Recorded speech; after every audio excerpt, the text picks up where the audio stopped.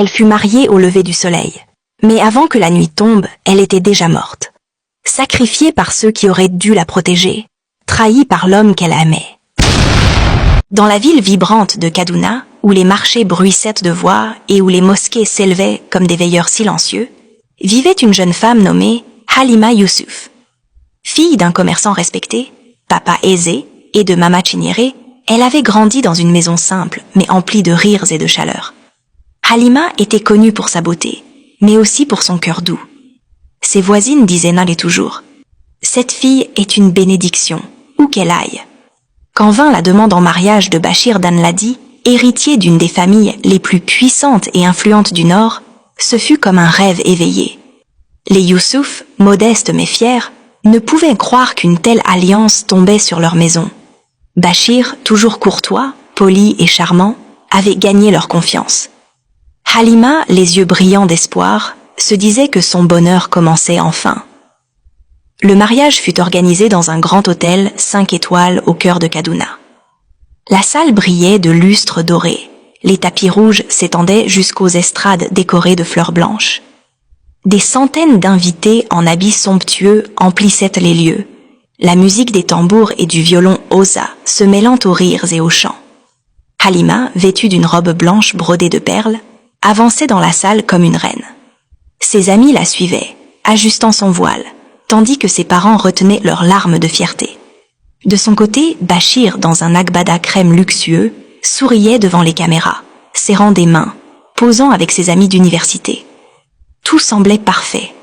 Et pourtant, dans cette mer de sourires, Halima sentit des yeux froids peser sur elle. Elle tourna discrètement la tête et aperçut une femme assise parmi les proches de Bachir. Zainab, sa sœur aînée. Le regard de cette femme était glacial, tranchant comme une lame. Halima frissonna, mais détourna vite les yeux, préférant se concentrer sur la fête.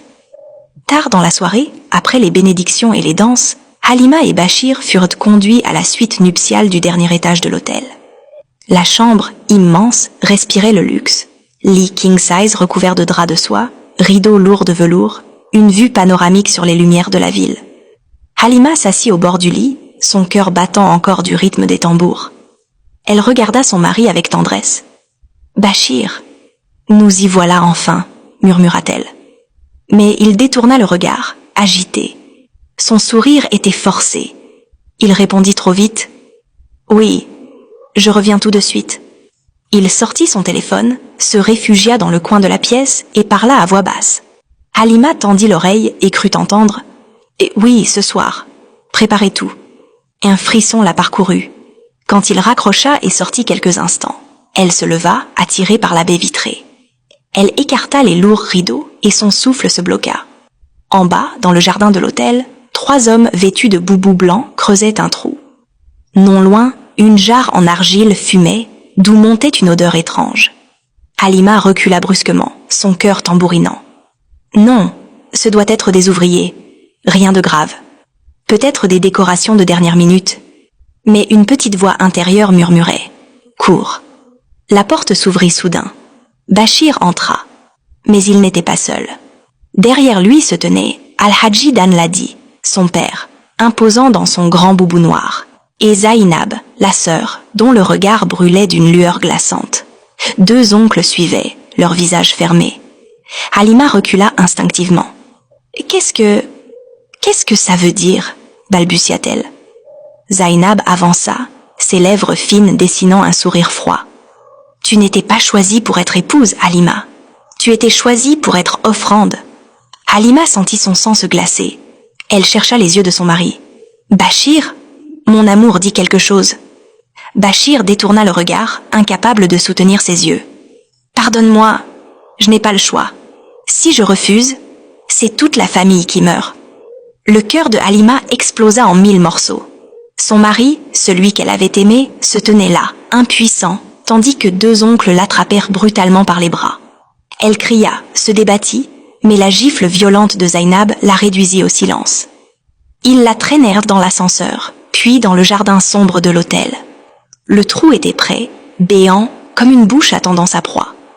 La jarre fumait toujours, et un vieux prêtre osa réciter des incantations, levant un couteau brillant sous la lune.